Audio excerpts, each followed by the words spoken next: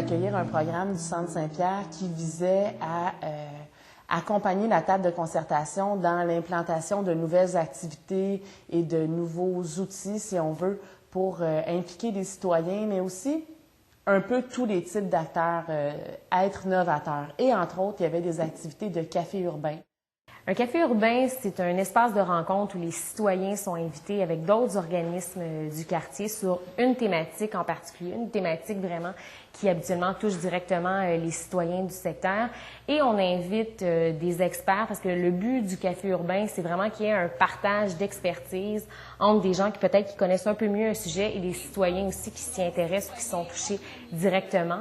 Les objectifs d'un café urbain, c'est bien sûr de stimuler la participation citoyenne, mais c'est pas seulement d'attirer, par exemple, 40 personnes dans un événement. C'est de faire, oui, 40 personnes se déplacent, vraiment apprennent peut-être sur un sujet qu'ils connaissaient un peu moins ou d'autres, au contraire, avaient beaucoup de connaissances sur ce sujet-là, mais c'est surtout de faire qu'ils viennent s'intégrer à cette mobilisation-là dans le quartier Mercier-Est.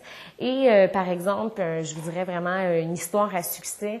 Il y a eu un café urbain qui a eu lieu en 2007 sur le développement du site Contrecoeur. Site Contrecoeur, au cours des prochaines années, qui va accueillir quand même 4000 nouvelles personnes, 1700 habitations, vraiment un énorme projet.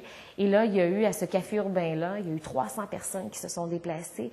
Et vraiment, ce que ça a apporté, non seulement, oui, il y a eu de l'information qui a été transmise aux citoyens, mais ces citoyens-là, il y en a beaucoup qui ont décidé de s'impliquer par la suite dans le comité d'action Contrecoeur, piloté par Solidarité Mercier-Est. Donc, vous prenez une participation ponctuelle dans un café urbain, mais par la suite, ces gens-là intègrent le processus de concertation à Solidarité Mercier-Est, et ça, c'est extrêmement intéressant. Le café urbain sur les murales, c'est vraiment un beau souvenir pour les cafés urbains parce qu'on a intégré l'aspect décisionnel dans tout le processus d'information, d'échange d'expertise. Là, les gens vraiment venaient décider quelle murale ils voulaient avoir, une murale environnementale. Donc, il y a eu une sélection. Il y a 8 murs qui ont été présentés aux citoyens. 8 murs dans le quartier, on s'entend qu'il y avait vraiment besoin de rafraîchissement.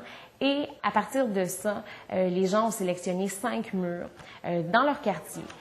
Sur lequel là, ils se sont dit ça va faire, les graffitis ou peu importe, des fois vous aviez différents caractères, des murs qui tombaient carrément en décrépitude.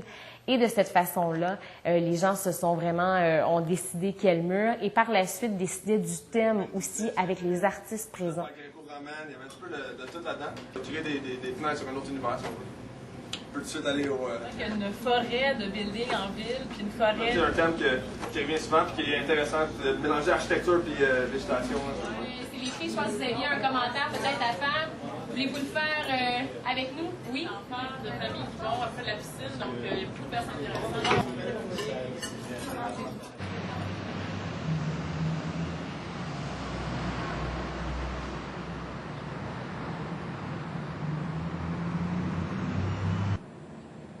Je pense que d'aller chercher des graffiteurs du quartier, de les faire rencontrer les citoyens, vous avez un début de solution, là. Même certains citoyens ont inspiré, si vous voulez, l'artiste à corriger un peu le tir pour qu'il reflète un peu plus ce que c'est que la population voulait.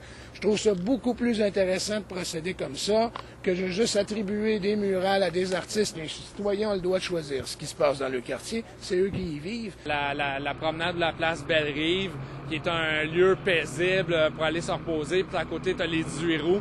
Moi, j'ai fait une murale qui représente ça, la dualité de la ville de Montréal, qui c'est comme un concert rock dans le tapis, les speakers dans le fond, puis ça crache. Fait que c'est pour ça que mes couleurs sont vives. Puis on est parti d'une forêt qui est devenue une forêt enchantée dans une ruelle. Puis j'ai fait participer des jeunes, dont Johan qui est ici présent. J'ai trouvé ça le fun de pouvoir toucher à 2 sortes aussi de peinture, qui étaient comme la peinture à main, puis tout ça avec les pinceaux, mais aussi avec les cacanes que Marc-André m'a aussi permis genre, de pouvoir améliorer, pouvoir faire des designs, comment faire mes choses, puis tout ça. Puis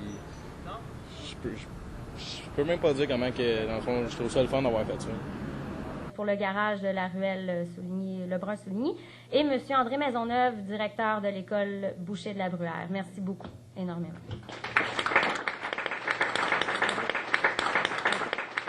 Les défis d'un café urbain, je vous dirais, c'est souvent toujours de rattacher les discussions à la situation locale.